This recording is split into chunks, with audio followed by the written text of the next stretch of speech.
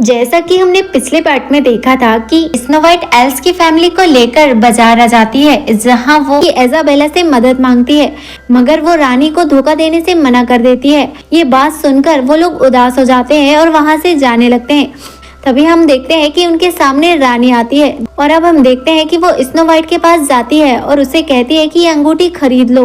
तो रानी snow white को वही अंगूठी दिखाती है जिसके अंदर जहर होता है। अब स्नो वाइट उसे प्रिंस की अंगूठी समझकर पहन लेती है। अंगूठी पहनते ही स्नो वाइट मर जाती है। दूसरी तरफ हम उस खास सिपाही के बेटे को देखते हैं जो प्रिंस के पास आ जाता है और स्नो वाइट की अंगूठी उसे देता है और कहता है कि मेरे पिता ने रानी के कहने में ऐसा किया था। ये सुनकर प्रिंस समझ जाता है कि एल्स की फैमिली ने उससे झूठ कहा था और अब हम देखते हैं कि प्रिंस सीधा स्नो वाइट को ढूंढने के लिए एल्स की फैमिली के पास आ जाता है, मगर इस बार स्नो वाइट सचमुच मर चुकी थी। ये देखकर प्रिंस बहुत ज्यादा दुखी हो जाता है। अब आगे जैसे ही प्रिंस स्नो वाइट के पास पहुंचता है तो वो देखता है कि इस बार स्नो वाइट सचमुच मर चुकी है।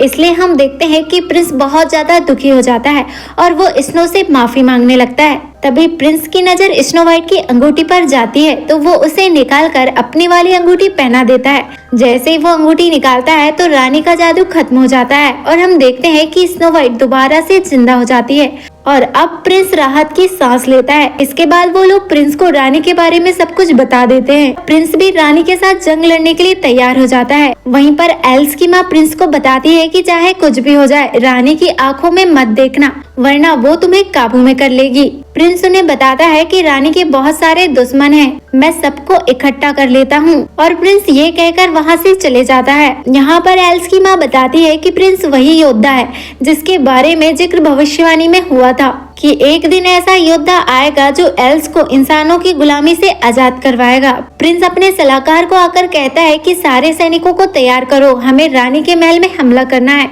तो प्रिंस का सलाहकार कहता है कि आप तो उनसे शादी करने वाले थे ना। तो प्रिंस बताता है कि स्नो वाइट जिंदा है और अब मैं स्नो वाइट से ही शादी करूंगा। तो प्रिंस का सलाहकार उससे कहता है कि आज तो रानी ने आपको खाने का इनविटेशन भेजा है, अगर आप वहां नहीं गए तो रानी को शक हो जाएगा।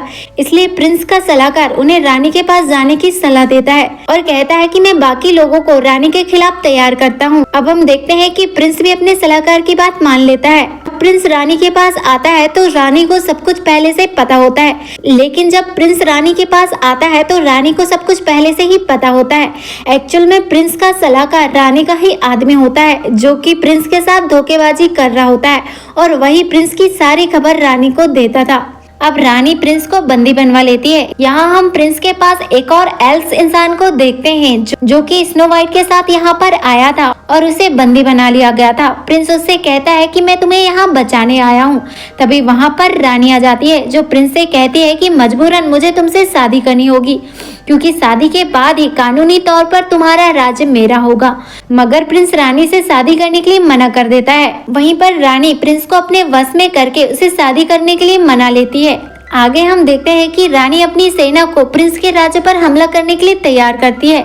इधर हम इजाबेला को देखते हैं जो सब कुछ देखकर उसके साथियों को आकर बताती है कि रानी की सेना इसी तरफ आ रही है, इसलिए तुम्हें यहाँ से कहीं दूर चले जाना होगा। स्नो वाइट उससे पूछती है कि प्रिंस कैसे हैं, तो इजाबेला उन्हें बताती है कि रानी ने उन्हें अपने जादू में फांस लिया है, वो आपकी मदद नहीं कर पाएंगे।